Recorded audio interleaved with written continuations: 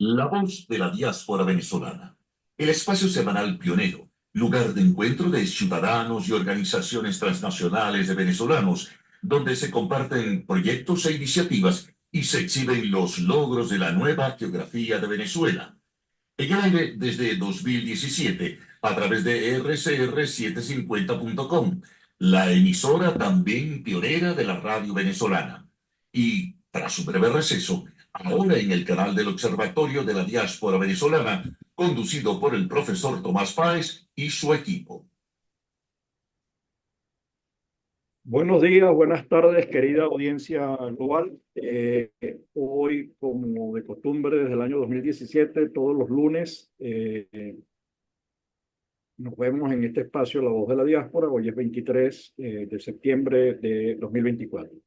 Acaba de salir el informe de la misión de expertos independientes, el tercero, de la misión de expertos independientes de las Naciones Unidas, ya mucho más detallado con todos los casos, porque estos informes se hacen de manera muy seria, muy sólida, no son palabras tiradas al viento, sino que hay datos detrás de cada afirmación del informe. Señalan los delitos de lesa humanidad cometidos por representantes del gobierno venezolano, señalan las agresiones a los niños y jóvenes que están presos, además en cárceles de alta peligrosidad. Ha habido unos cuantos asesinatos, más de 25, documentados por esta misión de expertos independientes. Esto es una alerta mundial, esto es una alerta que llama la atención y focaliza la atención en el caso venezolano, en la violación de los derechos eh, humanos. Señalar que estamos ya lanzando en las próximas semanas, esperamos que sea pronto, el libro de estrategia de gobernanza de la diáspora venezolana, eh, y señalar también que el gobierno sigue persiguiendo a los medios de comunicación, sigue apresando periodistas, sigue apresando y sancionando a personas que tuvieron que ver con el hecho cívico de la votación, tratando de infundir miedo, de generar terror en la sociedad venezolana. Creo que, bueno, todo el mundo está pidiendo eh, conteo de los votos, muestre la información, no lo vamos a reconocer hasta tanto no haya, como ha dicho Lula, como ha dicho Petro, como el Parlamento Europeo acaba de reconocer al mundo, como hizo el Parlamento español previamente. En todo caso, bueno, quedan aquí unos meses para seguir trabajando este tema hasta que bueno, se produzca lo que la sociedad venezolana quiere. Bueno, la sociedad venezolana se divorció del gobierno, no quiere vivir con el gobierno, quiere separar los bienes. Una cosa es usted, señor gobierno, otra cosa es la sociedad venezolana, así que por favor, dejémonos de tonterías y váyase usted de la casa. Tenemos con nosotros a una invitada de lujo por todo, además por todo lo que hace. Ya la tuvimos hace un tiempo, no recuerdo hace cuánto tiempo, pero creo que fue para la segunda o primera convocatoria de este esfuerzo que está haciendo. Yo creo que ella ya tiene y nos está brindando la posibilidad de tener una hemeroteca de vídeos y cortos sobre el tema ambiental en Venezuela. El esfuerzo que ha hecho Guatuna. Yo conocí a Ana María en el año 2018 en Frankfurt y ya hablaba del tema de los indios yecuana, de la comunidad indígena yecuana, hablaba del mercurio ya en el pecho de las muchachas que tenían a los hijos a los 14, 15 años, y entonces estaban tratando de solucionar ese tema, dándole otro tipo de alimentación a los muchachos para que no padecieran las consecuencias de la explotación irracional, salvaje, que se está produciendo en Venezuela. con el tema del oro y con el aval, por supuesto, pues si no, no se pudiera producir con el aval silencio o complicidad o incapacidad, llámelo, o todas las anteriores del Estado venezolano. Ana María Méndez, el otro apellido es como difícil de pronunciar, Schreider, algo así, ella nos corregirá, es divulgadora ambiental, es una persona muy preocupada por el tema ambiental, es una activista de los derechos humanos, porque no es solamente el tema ambiental, es el tema cultural también, es el tema de las comunidades que han sido desplazadas. Hace poco veíamos cómo en Roraima hay un albergue particular para las comunidades indígenas que está recibiendo de Venezuela. Son tres grandes albergues, el de la comunidad indígena, bueno, porque tiene una particularidad cultural, una forma de relación social distinta. Ella es presidente de la Asociación Guatuna, pero preside una convocatoria, y de eso nos va a hablar Amacine. Amacine ha hecho, la primera fue dedicada a la primera convocatoria a el arco minero, a lo que está ocurriendo al sur del Orinoco. La segunda fue convocada de manera mucho más liberal, digamos. Y la tercera es la actual de la que nos va a hablar. Pero es que cuando yo vi al jurado, Ana María, me quedé loco porque está esta muchacha, Anabel, que hizo una película hermosísima, Congo. ¿Cómo es que? Después me dice cuál es el título. Yo estuve viendo la película y además la estuvimos analizando porque es una película que condensa el tema ambiental, el tema político, el populismo venezolano, es decir, el manejo que hacen los partidos políticos y hecho además con las personas de la comunidad. Y hay una imagen que no puedo olvidar de la señora que es militante del gobierno, del partido de gobierno, y de pronto se consigue con el gobernador en el estado Zulia, y en plena reunión ellos van a pedir algo a favor de la comunidad y resulta que el gobernador ni siquiera les prestó, no le prestó atención, y entonces ella quedó así como ponchada, como diciendo, bueno, yo ando defendiendo a este señor no hace nada por la comunidad. Pero bueno, Ana María, de verdad que felicitarte por eso que estás haciendo, por eso que has venido haciendo, por este esfuerzo. Ya vamos a tener, creo que más de 40 vídeos sobre el tema ambiental. Eso es una biblioteca virtual, digital, visual del tema ambiental en Venezuela. Y nosotros ponemos a disposición completamente el observatorio y la web del observatorio, si sirve para algo, para distribuir lo que ustedes tienen en la mano. Y ahora que vamos a crear en Perú el Observatorio de la Diáspora Perú, vamos a tener allí la posibilidad de seguir divulgando. Gracias, Ana María, por tu tiempo. Cuéntanos de qué va esta tercera convocatoria. Hola Tomás, gracias por esas palabras de introducción. En efecto, vamos por la tercera edición de Amacine, que es el concurso internacional de cortometrajes sobre la Amazonía y el ambiente.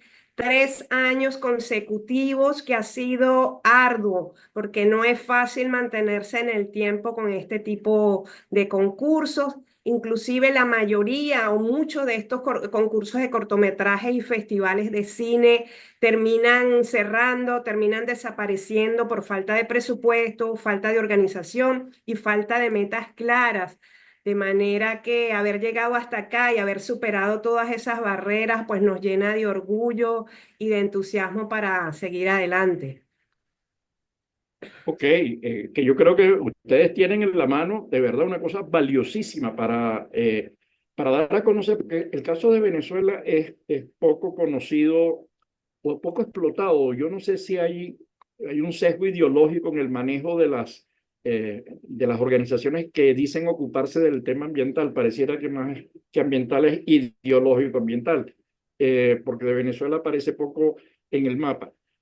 Ese esfuerzo que ustedes han venido haciendo, el hecho de que hayan llegado ya al tercer evento, a la tercera temporada, ya me parece valiosísimo. Pero antes de darte nuevamente la palabra, se me olvidó presentar, lo había hecho off the record, a nuestra compañera del programa, que es Julieta Casó. Ella es sí, sociólogo y psicólogo social, fue profesora de la Universidad Central de Venezuela, ahora está en Argentina. Así que, bueno, para seguir en el diálogo. Entonces, ¿cómo has hecho tú? Porque hay un dato que me llama la atención, es que hay muchas personas que no han podido hacer el cortometraje por miedo. El miedo no es solamente el que meten preso a la persona que está en una manifestación, el miedo también se genera cuando intentas construir una imagen visual de lo que está ocurriendo en el Orinoco, al sur del Orinoco, con la explotación de las minas de oro, coltán, torio, etcétera, que tanto daño están haciendo a la comunidad. ¿Tú has sentido ese miedo en las personas que han participado? ¿Ha habido gente que se haya retirado? ¿Cómo lo resuelve? Porque, bueno, porque además esto toca un tema que es Brasil-Venezuela, una cosa fronteriza que es muy dinámica. En este momento tenemos 570.000 venezolanos viviendo en Brasil, ¿no? Sí, bueno, fíjate, Tomás. Como este año la convocatoria va hacia toda la cuenca amazónica, 9 países, entonces ese miedo a ser perseguidos, a ser castigados, lo tuvimos en las dos primeras ediciones que se centraban específicamente en Venezuela.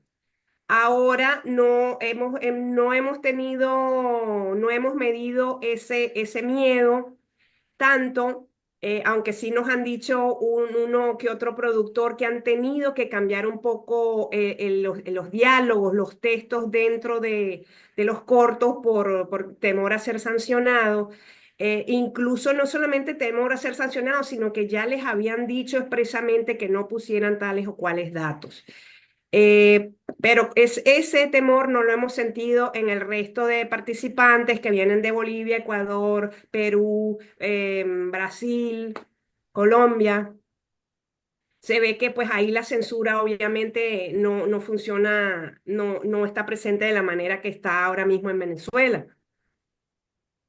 Ahora, fíjate, hablas del tema amazónico, ¿no? Nosotros hemos, por nuestro lado, y de otra manera, hemos venido trabajando también el asunto amazónico desde, estuvimos en Roraima, luego hemos estado y próximamente vamos a firmar acuerdos con la gente en Colombia. Colombia es parte de la Amazonía.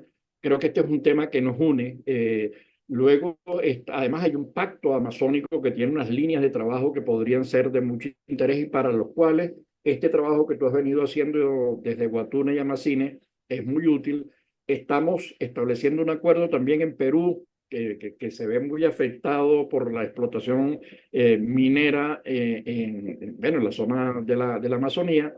Eh, ¿Cómo podemos sumar capacidades de lo que ustedes están haciendo con lo que hemos venido haciendo nosotros y otras organizaciones que están trabajando el tema amazónico? Y esa pregunta la complemento con la siguiente. ¿Cuál ha sido el resultado de esta tercera convocatoria en términos de participación, vídeos? Porque está participando un brasilero que es cineasta, que además ha hecho toda una labor. Cuéntanos cómo ha sido todo ese proceso también, por favor. Bueno, las conexiones entre los diferentes países amazónicos ya están creados, digamos, hay muchos nexos, sobre todo a nivel académico, científico, ONG, ambientales, protectoras de la biodiversidad, que se conectan entre sí para hacer trabajos en conjunto, proyectos de investigación, de conservación.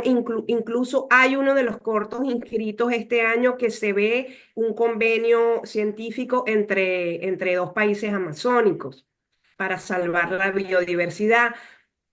Todavía la convocatoria está abierta, Tomás. O sea, cerramos dentro de una semana, el 1 de octubre. Estamos todavía recibiendo cortos que se están inscribiendo, de manera que yo te puedo hablar de forma genérica sin entrar en mucho detalle en cada corto, ¿no? Ahora, con relación a la participación, felizmente se mantiene la tendencia en que cada año se inscriben más cortos que el anterior. Este año estamos llegando en total a cerca de 30 cortometrajes inscritos, de los cuales se hace una selección que será lo que va a ver lo que verá finalmente el jurado. Y a quien tú te refieres, brasilero, es uno de nuestros jurados. Él es Vincent Carelli. es un cineasta que tiene muchísimos años viviendo en la Amazonía del Brasil y que se ha dedicado expresamente a enseñar a filmar, a enseñar a producir cortometrajes a las diferentes etnias de la Amazonía en Brasil en sus diferentes lenguas.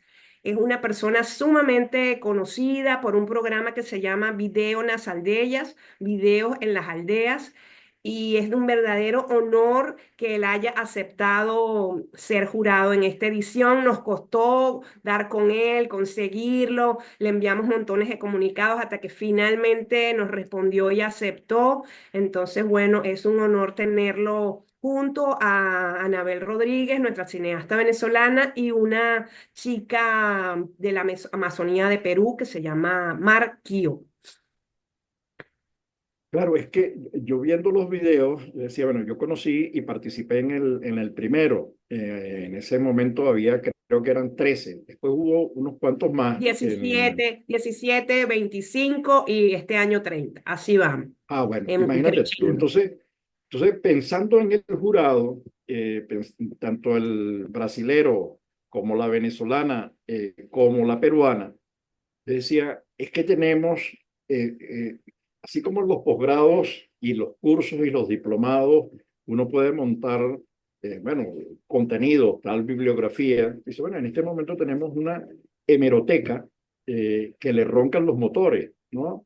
Una hemeroteca solamente viendo lo que ya tú tienes, lo que tiene Amacine, lo que tiene Guatuna, en lo que ha logrado construir con organizaciones. Ustedes trabajan mucho con esta gente de Río Verde, ¿no? Que es una organización además que se ha dedicado a hacer cosas en el tema ambiental cultural también, ¿no? De integración, que es una dimensión que no es solo ecológica, que no es solo ambientalista, es ambiental y social al mismo tiempo. Viendo todo esto, digo, bueno, por ahí tenemos para hacer una especie de diplomado en tema diáspora y ambiente, ¿no? Porque la película, por ejemplo, de Anabel, que uno ve clarísimo el éxodo de los palafitos en el lago de Maracaibo, ¿no?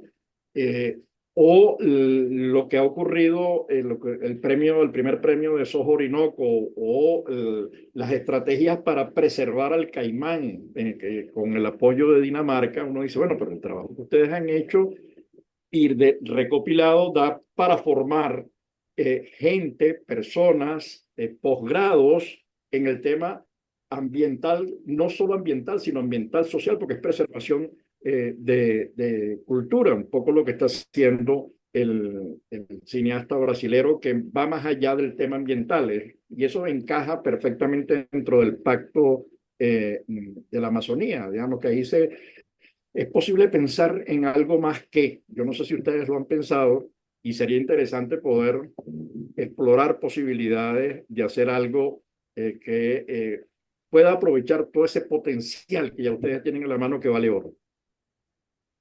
Bueno, en efecto, eso es lo que nosotros llamamos el capital audiovisual, el patrimonio audiovisual de Amacine, que es de todos los venezolanos y de todo el mundo.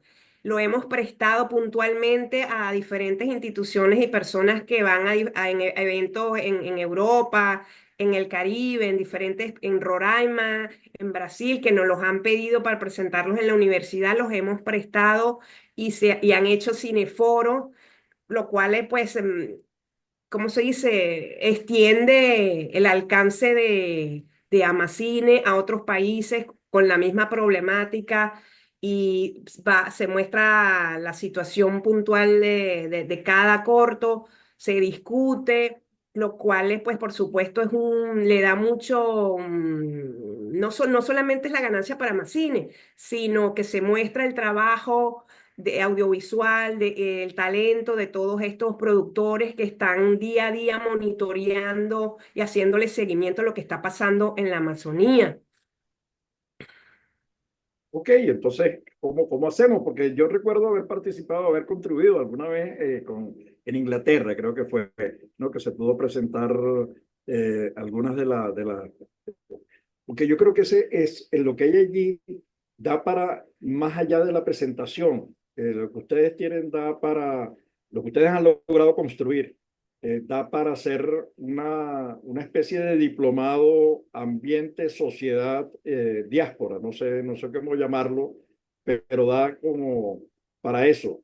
Eso es algo que a ustedes les llamaría la atención, porque eso tiene que ver con educación ambiental, pero también es educación cultural, es entender la diversidad. Nosotros habíamos hablado, tuvimos en algún momento a un invitado antropólogo, especialista en todas las culturas indígenas, de hecho vive allí, eh, en la zona sur del Orinoco, no solamente, y creo él lo sugirió en uno de los programas, pero viendo ahora lo que ustedes tienen, da como para hacer un gran paquete, incluso binacional, porque yo creo que la Universidad de Roraima está interesada en este tema y ahí tenemos un trabajo que hemos venido realizando en alianza con la Universidad Central de Venezuela y es posible pensar en cosas que vayan más allá. Digo, aprovechando lo que ustedes tienen, eh, ir más allá. Es decir, que a ustedes no les disgusta la idea. No, no, al contrario, nos parece fascinante poder empezar a hilar fino, ir a hacer conectando con universidades, con organismos de la sociedad civil. En Roraima tenemos, en la Universidad de Roraima, a la profesora Isabel María Fonseca, quien nos ha pedido los cortometrajes y hace un trabajo con sus estudiantes. Pues sería magnífico si los cortos de Amacine logran entrar como materia de estudio en diferentes universidades, en cátedras ambientales. Oye, imagínate, nosotros estamos ahora firmando un acuerdo en lo que instalemos el observatorio en Perú con una de las universidades que tiene además un centro de reflexión sobre el tema migratorio, con gente que ya tiene experiencia, incluso ha dirigido procesos en República Dominicana, el profesor José, un apellido impronunciable, eh, pero es un especialista en el tema. Y esto podría ser una iniciativa de un taller interesante de ambiente, porque además es zona amazónica. Pero bien, comprada la idea. Entonces, dinos cómo es la cosa, qué es lo que viene. En octubre va a haber algo, va a haber premiaciones, Claro, cómo claro. alguna, ajá, que va a haber, cuéntanos, porque la idea es que nos hables del evento de Claro, mira, Amacine. bueno, sí, sí, me quería detener brevemente, ahora que me estás preguntando qué podemos hacer para ir más allá con los cortos, el patrimonio audiovisual que tenemos.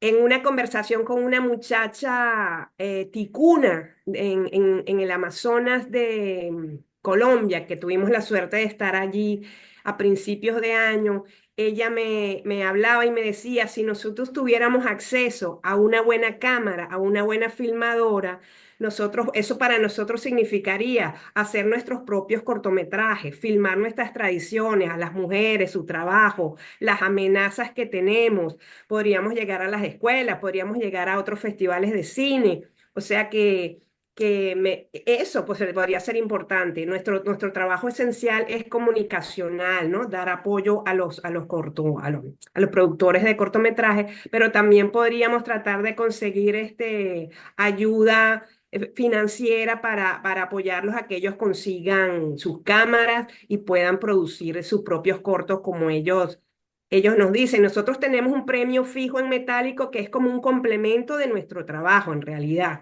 que acá en Europa y en otras latitudes pudiera parecer poca cosa, pero esa muchacha me dijo, para nosotros eso es importante, no es poco. O sea que dependiendo de quién eres, dónde estés y cuál es tu realidad psicosocial, es un premio metálico X puede ser muy significativo o no. La Claro, invitación.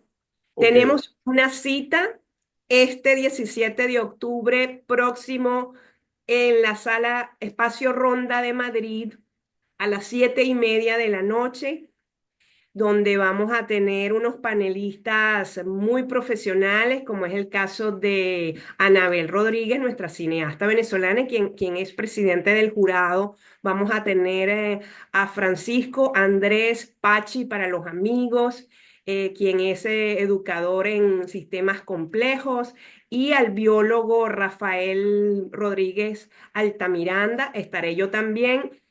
Y vamos, la velada va a estar también amenizada con un concierto de nuestro músico venezolano Ignacio Izcaray y cerraremos como de costumbre con un brindis, así que no se lo pueden perder todos los que estén en Madrid y cercanías.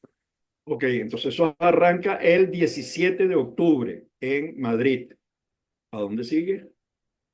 Es nuestro concurso, no, nosotros tenemos un concurso, no es un festival. O sea, Ok, ese día es nuestro acto, la ceremonia de premiación. Probablemente en febrero estaremos en la Casa de América Latina en París. ¿No? Eso ya lo conversamos con nuestros amigos de Diálogo con Venezuela y nos vamos a presentar en París y de ahí pues no sabemos a dónde nos inviten. Tenemos para finales de noviembre de este año, tenemos una invitación del Parlamento italiano. Probablemente nos llevemos los cortos ganadores y los presentemos allí. ya, pero eso es una excelente noticia. Eso es una excelente noticia. Porque es que además ustedes andan en una campaña que dice paz. ¿Por qué valoran ustedes tanto la paz? En los afiches aparece paz, paz. No sé En si. nuestro afiche, en nuestra convocatoria. Sí, aparece la No. palabra paz y en Guatuna aparece la palabra paz. ¿Por qué? ¿No? No, no, no, no, creo que te estás confundiendo de afiches, Tomás. Seguro, seguro. Claro que valoramos, por supuesto, la paz en todas las instancias. El cine verde o el cine ecológico donde se inscribe Guatuna está siempre al lado de la paz, de buscar las soluciones pertinentes para tener una mejor calidad de vida, que se respeten los derechos humanos ambientales. Así que bueno, tiene que estar siempre la paz con la Ok, ecología. fíjate, una de las cosas que ustedes han venido haciendo en el tema ambiental es que es denunciando, es mostrando de alguna manera, más que denunciando, es mostrando una realidad que a su vez se convierte en denuncia por lo tétrico de la realidad. Digamos, lo del sur del Orinoco, cuando uno lo ve, ya a uno le genera dolor la forma en que se está destruyendo. eh, pero da dolor también la segunda convocatoria, lo que hicieron en el Zulia, con el lago de Maracaibo. Yo recuerdo haber tenido un entrevistado especialista en el lago de Maracaibo que decía que si no se tomaban acciones de inmediato, en los próximos 30, 40 años el lago podía desaparecer, ¿no? Y cuando yo veo esa imagen de esa, era un pelícano, creo, o no sé si me equivoco, Había pelícanos y había tortugas llenas de petróleo, digamos, que no podían moverse, completamente llenas negras, de asfalto, sí, de llenas de asfalto. Tú dices, oye, es terrible lo petróleo. que... Y eso coincide con la película de Annabelle, con la cosa de los palafitos, que también hay unas imágenes terribles, ¿no? De la contaminación en el lago. Pero ves en los ríos, lo ves en la desaparición del águila arpía, que en estos días me alegré mucho porque vi una imagen que envió un periodista que se ha dedicado al tema, que se llama Fritz, que está en este momento en Paraguay, mostrando cómo se había recuperado el águila arpía, digamos, en algún lugar, pues, ¿no? O lo que ustedes han mostrado con la preservación del caimán del Orinoco, ¿no? Y las razones por las que tuvo que ir a Dinamarca, yo no lo entendía hasta que me pareció interesantísimo entonces, ustedes están denunciando de alguna manera un pasivo terrible en el país cuando se produzca algún cambio en Venezuela. El tema ambiental va a aflorar por todos lados y resolver el tema ambiental desde la Amazonía, pasando por los bosques, los ríos y el lago de Maracaibo, o los roques, o el mar, o la contaminación en el Palito. La inversión va a ser millonaria. ¿Ustedes han pensado en alguna de esas cosas o lo de ustedes es un tema más mostrar lo que está ocurriendo, más que pensar en todos los retos que significa la destrucción del tema ambiental en Venezuela? Bueno, a ver, hasta ahora llegamos, nuestro trabajo es comunicacional, mostrar a los que están monitoreando, pero tomar parte activa, por supuesto, nos gustaría viajar más, con más frecuencia a Sudamérica, a Venezuela y poder colaborar directamente con las personas que están allí. Nosotros apoyamos un proyecto en la región del Caura, Estado Bolívar, que se llama Somos Caura. Nos gustaría estar allí con ellos impartiendo talleres, o sea, ya no solamente es dedicarnos a la parte de captar los cortometrajes y proyectarlos, sino trabajar más activamente con las comunidades amazónicas que requieren apoyo. Fíjate, cuando nosotros iniciamos un espacio semanal que no pudimos mantener, era necesario algo de recursos y ya es suficiente con este espacio que hacemos a pulmón, ¿no? El- se llamaba Diáspora y Ambiente, ¿no? Yo confesaba en cada uno de los programas que salía dolidos, afectado porque por donde uno se metiera, te metías por el tema industrial y entonces veías cómo estaban destruyendo la industria petrolera, las chatarras, incluso hace pocos días en la Torre Eiffel, el señor que hizo la Torre Eiffel hizo algún puente no sé si tú sabes, por allá Sí, yo por lo Llosa. vi, Bueno, y me llegué a estaban cruzar diciendo por él, y sí, que lo estaban convirtiendo en chatarra. Entonces tú dices, qué oye, barbaridad. es la destrucción, es el petróleo saliéndose en el Furrial, saliendo en el Palito, saliendo en el lago de Maracaibo, que parece que es así como una especie de plato de espagueti donde hay muchos espaguetis que están rotos y entonces supuran petróleo por todos lados, pero son los ríos destruidos, digamos, es el Manzanares, es el Guaire, es el Turbio, digamos, no hay nada, ¿no? Que es el sur del Orinoco, entonces es los bosques que se han venido contrayendo, las denuncias que ha hecho la gente de la Universidad de la ULA, los especialistas, o en Guayana, el profesor que ha coordinado y que conoce, que creo que es familia de casi todos los árboles que están por allí al sur del Orinoco, decía que veía con mucha preocupación la destrucción. Entonces, por donde uno se meta, es árboles, es río, es agua, es electricidad, porque es la generación y es destrucción. Entonces, en la inversión que hay que hacer, la llamada internacional que hay que hacer, la denuncia internacional que hay que hacer sobre este tema es muy grande. Entonces, la pregunta lo hacía porque, bueno, una cosa es retratar la realidad, esto es lo que hay, que es terrible, y otra cosa es pensar en que la magnitud de recursos que va a ser necesario para recuperar, por ejemplo, el Guaire, ¿no? Viendo lo que ocurrió en el Sena, que hubo hasta competencia, algunas se cayeron por el gran diluvio que cayó en París, bueno, afectó todo el tema, pero la recuperación del Sena ha sido años de trabajo. Bueno, el Guaire va a necesitar años de trabajo, no como decía el difunto que de un día para otro se iba a arreglar el asunto y se iban a bañar todos allí y resulta que nadie se está bañando, ¿no? Pero perdona lo largo, María. No, incluso en el SENA, la delegación de nadadores de Bélgica salieron con conjuntivitis, otitis terminaron retirándose de la competición. Pues para nuestro Guaire y los muchos otros ríos y nuestra Amazonía, yo creo que habría que empezar por cambiar esas constituciones tan débiles en toda Sudamérica. Son unas constituciones demasiado débiles, sobre todo en todo lo que es normativa ambiental. Y aparte de eso, se les otorgan una cantidad de perdones y amnistías a los culpables de contaminar, a los que están quemando la Amazonía en este momento por una codicia y una corrupción sin límites. O sea, habría que apoyar a todas a esas ONG que están pidiendo los cambios de legislación urgente.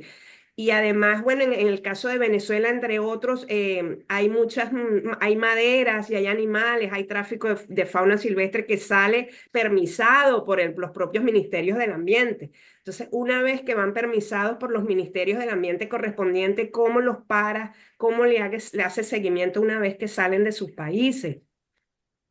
Claro, porque fíjate, Venezuela fue pionera en el tema ambiental, ¿no? Cuando Gabaldón propuso, por los lados de 1900, en la década de los 70, la creación del Ministerio del Ambiente fue un hito. Yo creo que de los primeros ministerios, ciertamente en Latinoamérica y de los primeros en el mundo, digamos, en tenerse, se crearon las zonas de protección, hubo todo un trabajo enorme que se destruyó, digamos, hoy, no sé, llaman al ministerio ecosocialismo, pero yo creo que la palabra es ecosocialismo. Sí, Pues, sí, es sí. terrible, ¿no? Fue el segundo Ministerio del Ambiente en el mundo, el venezolano, después del francés.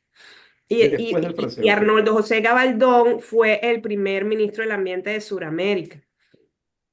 Sí, no, y además con un trabajo hermosísimo. Yo recuerdo cuando se estaba haciendo, yo respeto mucho al doctor Gabaldón, porque es que además cuando se estaba haciendo todo lo que era la exploración de la faja petrolífera del Orinoco, se hizo una evaluación seria del impacto, no solamente ambiental, sino social, económico, institucional. Recuerdo que había una población al sur de Monagas, Temblador, que en 2 días había crecido, había duplicado la población, había pasado de 8.000 personas a 16.000, ¿no? Ni los migrantes venezolanos generan tanto volumen bueno, sí, ahorita está ocurriendo en Pacaraima, estamos más que duplicando el número de personas que está saliendo hacia Boavista, ¿no? Hacia Brasil, por los recientes eventos en Venezuela, pero es que me llama la atención cuando yo veo la magnitud del problema y la magnitud de los datos,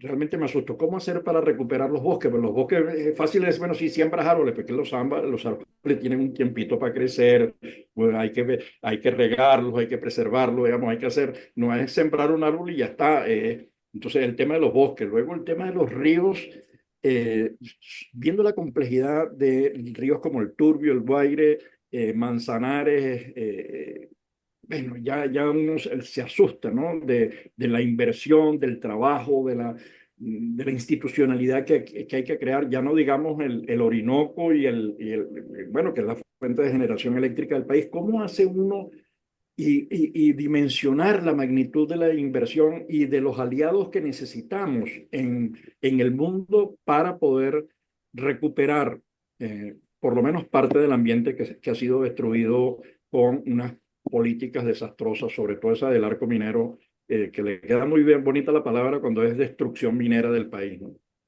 Y El antro minero. yo me uno ahí De verdad.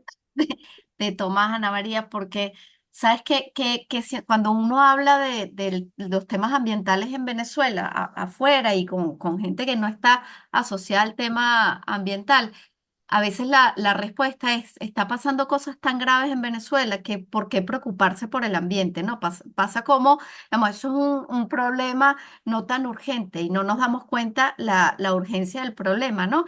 Es como, bueno, el problema es comer, después si puedes comer balanceado, chévere, pero el problema principal es comer, ¿no?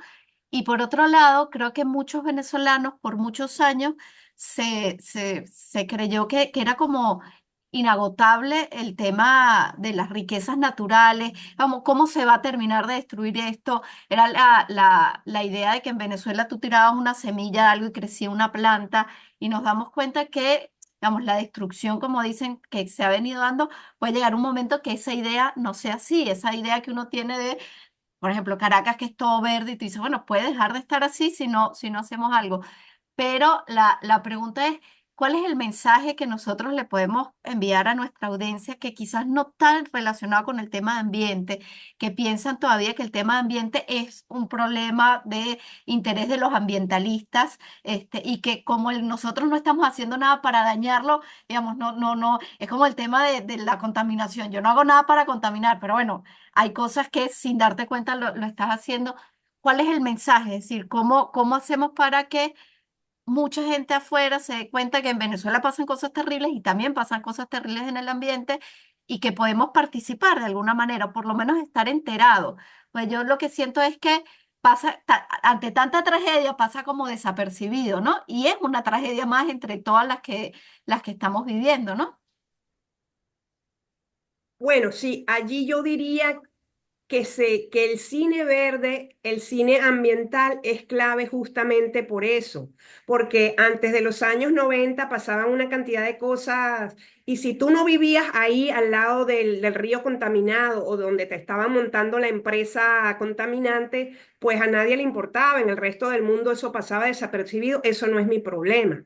Pero hoy, a partir de los años 90 y sobre todo el 2005, cuando el cambio climático empieza a entrar con fuerza, hoy en día yo creo que no hay nadie en el planeta que pueda decir que no siente los efectos del cambio climático. Tenemos unas variaciones de las temperaturas tremendas. Hay o muchísimo más calor, muchísimo más frío, hay una desincronización de las estaciones, no solamente en los países templados, sino también en los tropicales. Hay muchísimas más lluvias, por un lado, deslaves, inundaciones. Hace, creo que fue 3 años en las Tejerías se murieron cerca de 80 personas. Y los centros meteorológicos habían avisado con tiempo que se tomaran las previsiones del caso y no se tomaron ninguna previsiones, se desbordaron las quebradas y hubo una cantidad de personas muertas. O sea, yo creo que el tema ambiental definitivamente sí es importante y creo que las personas no me parece que centrarlo solamente en lo político es la vía. Bueno, tenemos aquí, sigo con los ejemplos, en Europa tenemos las inundaciones en Polonia, en Austria, en Grecia, en la Amazonía los incendios. Sabemos además que toda esa problemática aumenta las temperaturas y que el área amazónica va a repercutir en la atmósfera global, ¿no?